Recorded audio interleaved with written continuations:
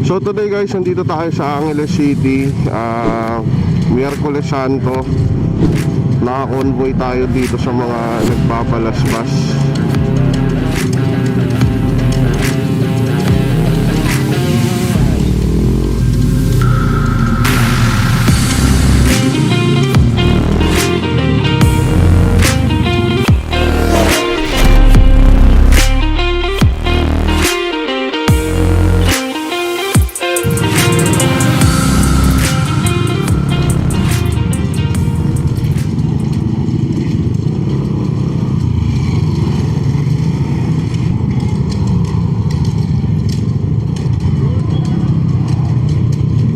Yan, kasama natin sila Do, si Yuni, si Tito, si Tita, tapos sila Kuya Renz, nakamotor din sila. Sinusundan namin yung mga nagpapalaspas. Yun yung tawag sa ginagawa nila, nagpapalaspas. Sinusugatan nila yung likod nila nung blade, tapos maglalakad sila habang hinahampas nila nung parang kahoy yung likod nila, hanggang sa makarating sila dun sa mga puni. So puni pala yung tawag dun sa may mga kumakanta. Yan yung panata nila tuwing Semana Santa. Iba-iba yung mga panata ng mga tao dito. Meron nagbubuhat ng krus katulad nila.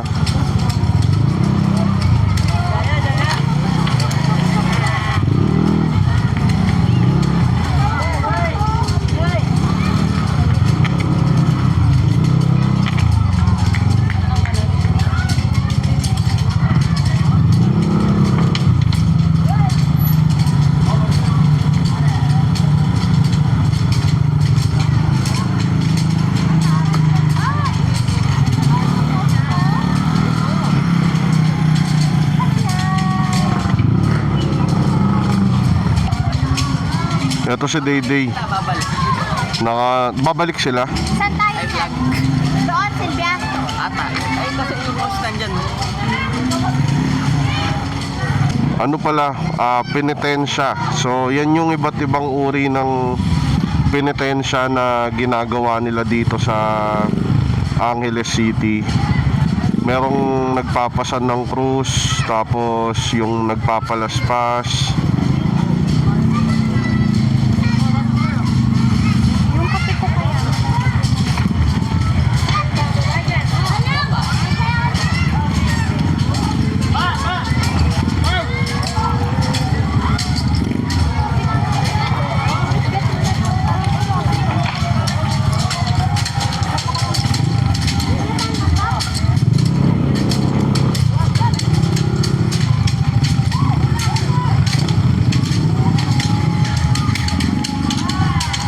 Kaya pagka nandito kayo sa Angeles City guys, pagka mga ganitong panahon, Semana Santa, expect nyo na yung sasakyan nyo talagang matatalsikan ng dugo.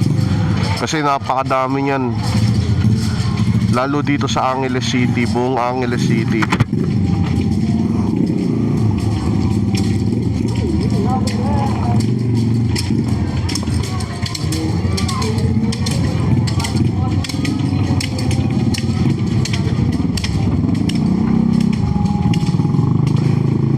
Isa sa mga nagpepenitensya, si Kuya Harold.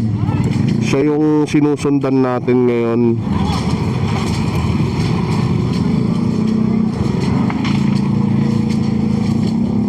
Tara babe.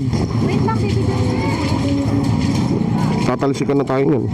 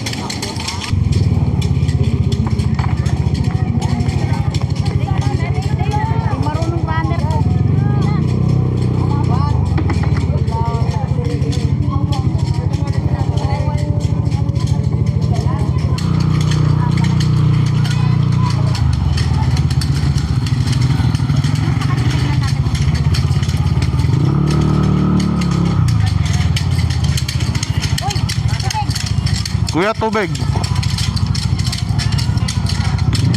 Tignan nyo guys, nangyari sa kotse na kulay puti oh. Ang daming talsik ng dugo. Yan. Every year yan. Ganyan dito.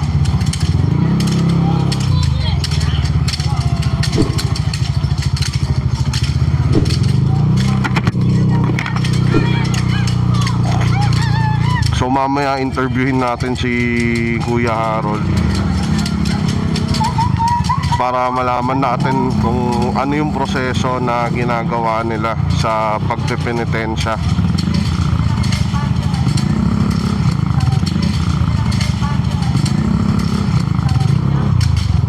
Maraming iba't ibang uri ng penitensya silang ginagawa dito. Meron yung gumagapang sa kalsada, tapos papaluin dun sa mga puni.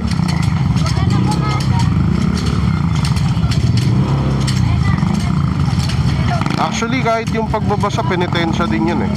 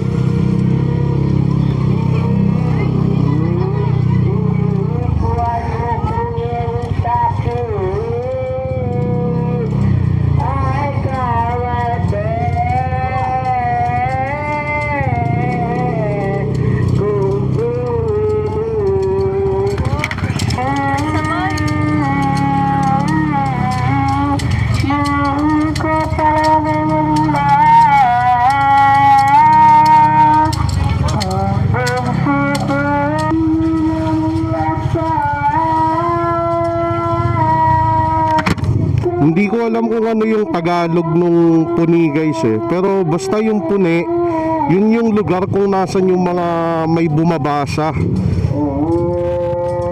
Tapos dun sila pumupunta. Iniisa-isa nila yung mga puni. Nagdadasal siguro sila dun, hindi ko alam. Ayan, tapos na sila. So pabalik na ulit sila. Pupunta sila niyan sa next na puni.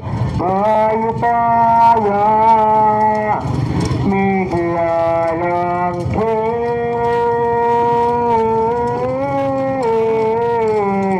di masala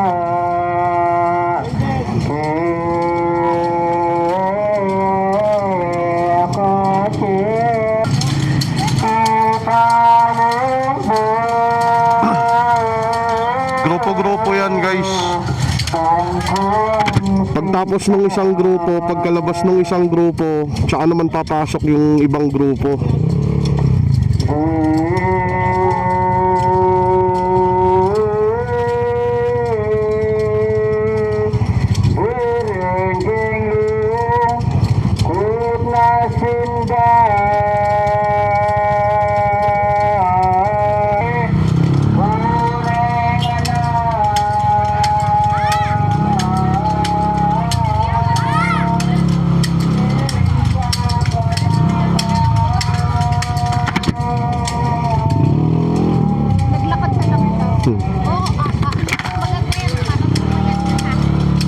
Ito si Ate Ann, guys. Tean, anong penitensya mo? Anong penitensya mo? Support kay Kuya Harold. Tagabigay siya ng tubig. Ay.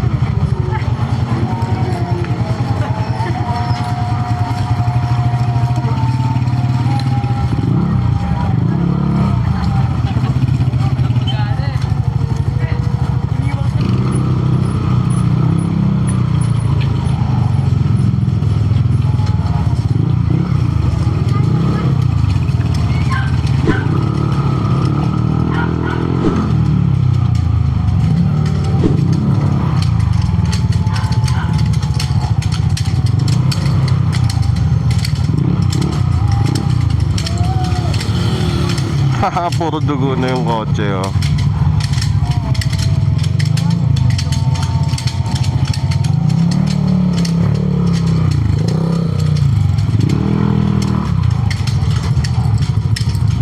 Pag inuugat nilang ganyan.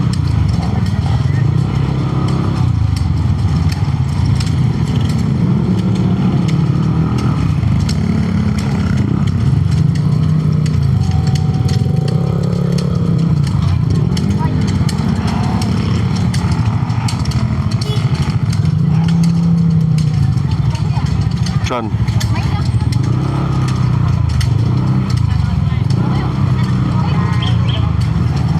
taba tayo. Ay, dalawa, ate. Taba mo. Taba, Chokoy. Dapat nag-igit sila ng tubig. Taba.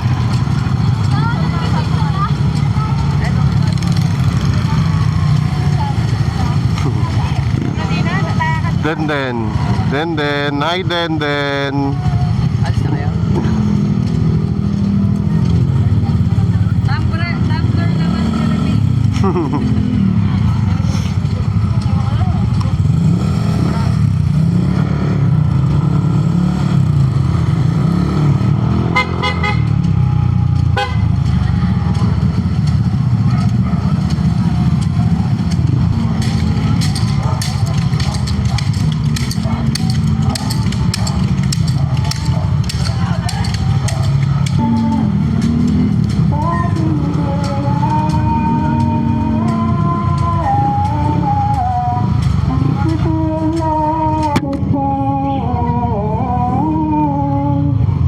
Ito, closer look, guys, kung ano yung ginagawa nila sa mga puni.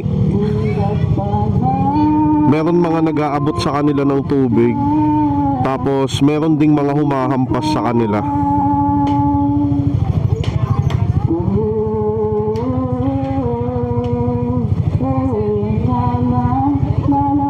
Pero yung mga humahampas sa kanila, alam ko mga kasama din nila yan, eh.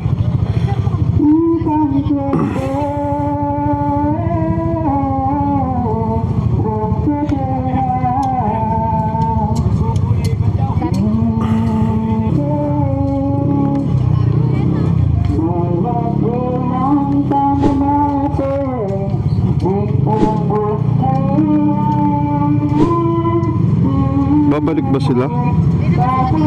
Ha?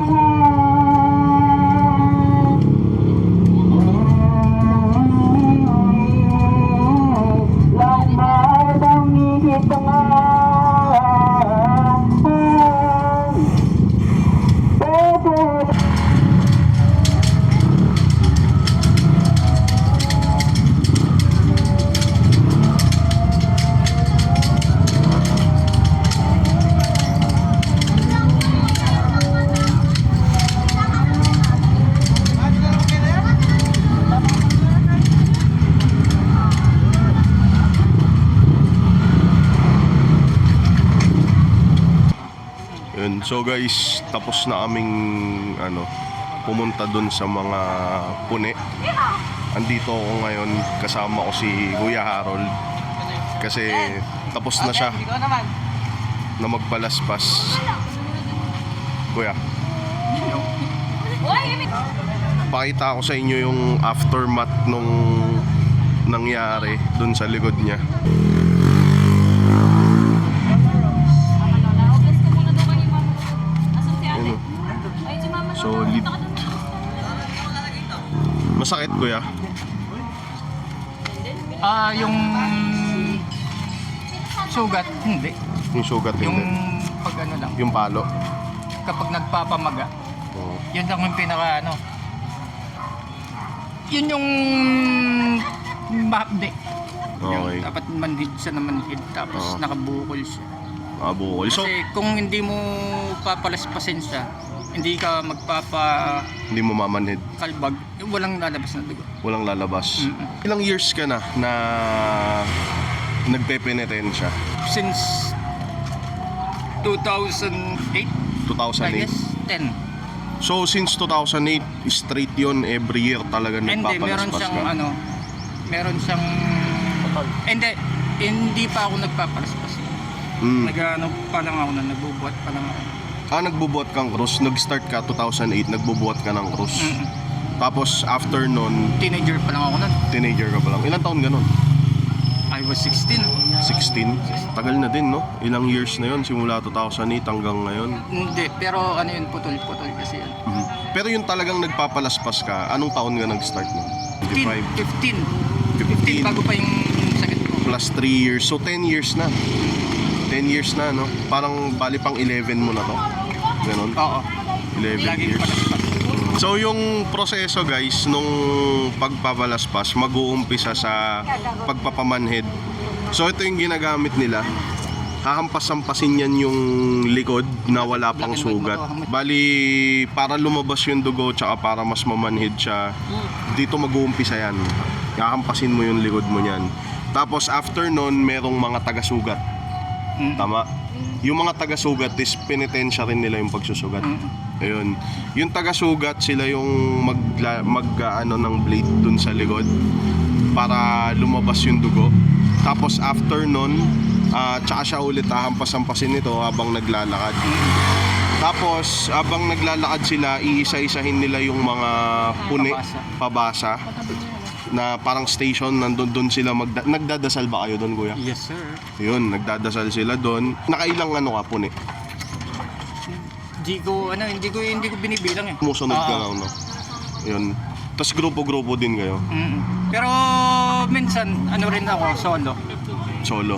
Mhm. Nag-solo na ako twice. Twice na ako, alam ko na, solo na ako ng twice. Yun. Anything, kuya, na gusto mong i-share sa vlog ko? Yun lang, no.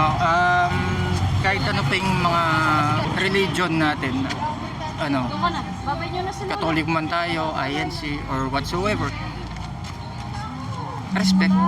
Respect each other. Uy, kiss nyo Yun muna lang. sila. Huwag niyong, ano yun yung panata namin, yung paniniwala namin na Kiss nyo muna. inaano nyo, na laging pinupunan nyo na hindi na ba dapat yung ganyan. Tapos kapag nagsalita kami, may masasabi pa kayo. Kaya, ano na lang, respect each other na lang na religion. Yun lang. Yun. Tama yun, guys. So ako, lumaki ako na hindi ako nakakakita ng mga ganito kasi hindi naman ako lumaki dito sa Pampanga, sa ibang lugar. Pero nung nakita ko yung culture nila dito tsaka gaano kalakas yung talagang pananampalataya nila sa mga panahon na ganito, talagang nakita ko na hindi naman talaga dapat i-judge, di ba?